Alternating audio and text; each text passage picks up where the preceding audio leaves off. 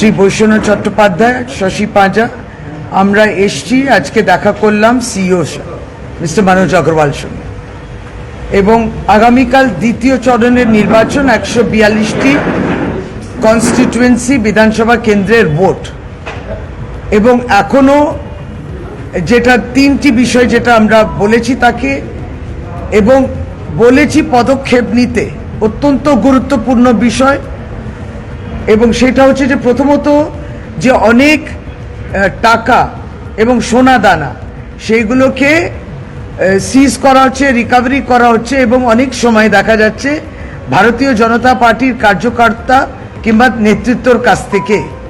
তাহলে এই বিষয়গুলো তার মধ্যে যেমন উদাহরণ দেয়া হয়েছিল চাঁচল, হিঙ্গলগঞ্জ, মন্দির বাজার, ধনেখালি, বালিতে, এবং অশোক ডিন্ডার কাছ থেকে, যিনি বিজেপি এমএলএ, তার কাছের মানুষ একজন বিজেপি ক্যান্ডিডেটের কাছ থেকেও বিভিন্ন অভিযোগ, টাকা বিতরণ ইত্যাদি।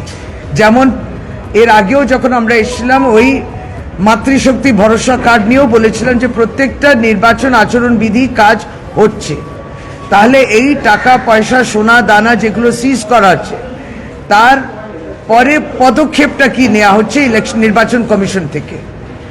দ্বিতীয়ত হচ্ছে যে দুটো অত্যন্ত গুরুত্বপূর্ণ বিষয় যে আমরা সকলেই জানি যে এই সাইলেন্স পিরিয়ডেতে একটা এই নির্দিষ্ট সময়ে যে যার বিধানসভা কেন্দ্রে থাকেন এবং কেউ বহিরাগতরা ওই বিধানসভা কেন্দ্রে যারা থাকেন না তারা আসতে পারেন না। এই বহিরাগতদের যাতায়াত চলছে বিজেপি প্রত্যক্ষ মদতে, এবং এইটা সিইও সাহেবকে আমরা দৃষ্টি আকর্ষণ করেছি। সেটা উত্তর কলকাতা হচ্ছে, ভবানীপুরেও হচ্ছে। তৃতীয়ত যেটা বলা হচ্ছে যে বিভিন্নভাবে এই রেড হচ্ছে, এবং বিভিন্নভাবে মহিলা পুরুষ বাড়িতে রাত দুপুরে যে কোনো সময় পুরুষ মানুষ নেই, মহিলাদের উপস্থিতিতে বাড়িতে এগুলো করা হচ্ছে। এটা কোন ভিত্তিতে, অর্ডার কোথায়?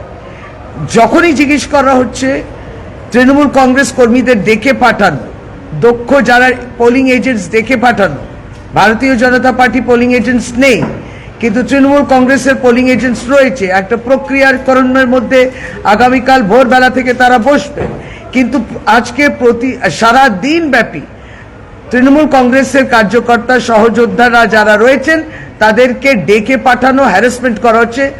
এটা কেন? এবং ভার্বাল অর্ডার্স, কোনো লিখিত কেন নেই? এইটার এই সমস্তটা আমরা বলেছি।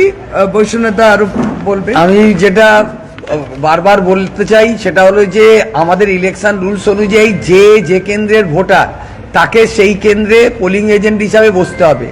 বাইরে থেকে নিয়ে এসে পোলিং এজেন্টে বসানো যাবে না, সেই বিধানসভার বাইরের লোক থেকে এনে।